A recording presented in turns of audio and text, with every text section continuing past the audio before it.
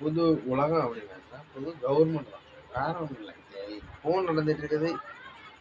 நம்ம ஒரு கவர்மெண்ட்ல இருக்கோம்னா இதே மாதிரி தான் புது கவர்மெண்ட் நமக்கு வரணும் அப்படின்னு நீங்கள் வந்து ஒவ்வொரு ட்ரிப்பும் ஒவ்வொரு தலைவரை ஏன் தேர்ந்தெடுக்கிறீங்க அப்படிங்கிறது வந்து இன்னைக்கு நான் உங்களுக்கு சொல்றேன். எப்படின்னா ஒரு தலைவரை தேர்ந்தெடுக்கும் போது ஒரு கவர்மெண்ட் உருவாயிடுச்சு அப்படிங்கிறது தான் நம்மளுடைய கணக்கின்படி. ஏன் இன்னைக்கு வந்து மு.க.ஸ்டாலின் தான் ஆண்டுகிட்டு இருந்தாரா 5 வருஷம். இன்னைக்கு ஏன் ஒரு தலைவர் வந்தாருன்னா அவர் இன்னைக்கு ஒரு கவர்மெண்ட் வந்து உருவாக்கியிருக்காரு. இதுதான் மக்களுக்கு தெரியப்படுத்த வேண்டிய என்னுடைய ஒரு கவர்மெண்டோட என் கவர்மெண்டோட ஒரு கதையை உங்களுக்கு தெரியும். நம்ம வந்து தெரியாதவங்கள்ட்ட சொல்ல மாட்டேன், தெரிஞ்சவங்கள்ட்ட மட்டும் தான் சொல்லுவேன். எப்படின்னா உங்களுக்கு அது புரியும், புரிஞ்சவங்களுக்கு கண்டிப்பாக புரியும். ஏன் இவர் வந்து தலைவரை மாற்றினார் அப்படின்னு இருந்தாங்க. நான் தலைவரை மாற்றணும்னு நினச்சாலும் மாற்றிருக்கலாம். நீங்கள் தலைவரை தேர்ந்தெடுக்கணும்னா நான் மாற்றணும். அப்போ மக்கள் தான் நானும், நான் தான் மக்கள். என்னை பொறுத்த வரைக்கும் அது உண்மை. உங்களுடைய தீர்ப்பு தான் என்னுடைய தீர்ப்பு, மக்கள் தீர்ப்பு தான் என்னுடைய தீர்ப்பு. அப்போ மக்கள் எனக்கு ஒரு தீர்ப்பு கொடுத்துருக்காங்க, நான் மக்களுக்கு அந்த தீர்ப்பை வந்து பண்ணி கொடுப்பேன். நான் ஒரு தீர்ப்பு சொல்லுவேன், எனக்கு வந்து மக்கள் அந்த தீர்ப்பை செஞ்சு தருவாங்க.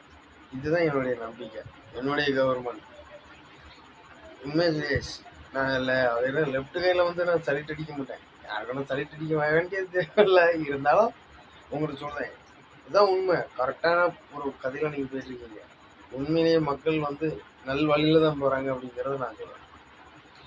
யாருக்குமே கிட்டத்தட்ட ஒருத்தர் சொன்ன மாதிரி யாருக்குமே நம்ம வந்து சளைச்சவனும் கிடையாது, யாருக்கும் பயந்தவனும் கிடையாது. நம்ம தமிழ்நாடும் அப்படிதான், உலகமும் அப்படிதான்.